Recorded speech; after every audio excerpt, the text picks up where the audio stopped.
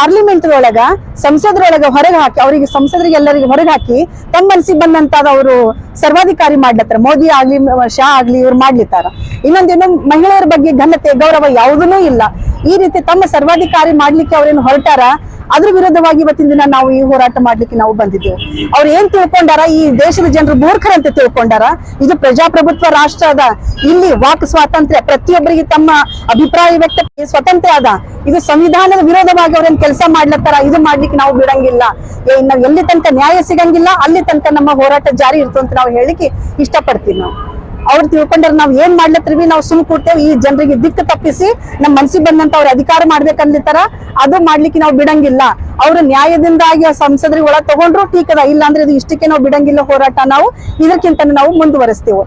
ದೊಡ್ಡದಾಗಿ ನಾವು ಬೃಹತ್ ಪ್ರತಿಭಟನೆ ನಾವು ಮಾಡ್ತೀವಿ. ಇದು ಏನಪ್ಪಾ ಅಂದ್ರ, ನೀವು ಗುಂಡಾಗಿರಿ ಸರ್ಕಾರ ಮಾಡಿ ಎಲ್ಲರಿಗೂ 146 ಎಂಪಿಗಳನ್ನ ಹೊರಗೆ ಹಾಕಿ ನೀವು ಒಳಗೆ ಮಾತ್ರ ನೀವು ಎದುರು ಮಾತ್ರ ಏನ್ ಮಾಡ್ತೀರಪ್ಪ?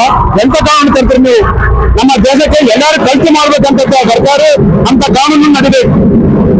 ನೀವು ಮಾತ್ರ ಬಿಜೆಪಿ ಮಾತ್ರ ಕಾನೂನು ತಯಾರು ಮಾಡಿ ನೀವು ಮಾತ್ರ ಪಾಸ್ ಮಾಡ್ಕೊಂಡು ನಡೀತಿರಲಿಲ್ಲ. ಅದಕ್ಕಾಗಿ ಏನಪ್ಪ ಅಂದ್ರ 146 ಎಂಪಿಗಳನ್ನ ವಾಪಸ್ ಕೊಡದೆ ತಗೋಬೇಕು. ಇಲ್ಲಾಂದ್ರ ಸಿಪಿಎಂ ಪಕ್ಷ ಆಲ್ ಇಂಡಿಯಾ ಪೂರ ಏನಪ್ಪಾ ಕಲ್ತಿ ಪಾರ್ಲಿಮೆಂಟ್ ಅನ್ನ ಹೋಗ್ತೀವಿ ಅಂತ ಮಾತನ್ನ ನಾವು ಬಿಜೆಪಿ ಜಿಲ್ಲೆಯಿಂದ ಖಂಡನೆ ಮಾಡಿ ತೋರಿಸ್ತೀವಿ. ಇನ್ಕಿಲಾಬ್ ಜಿಂದಾಬಾದ್.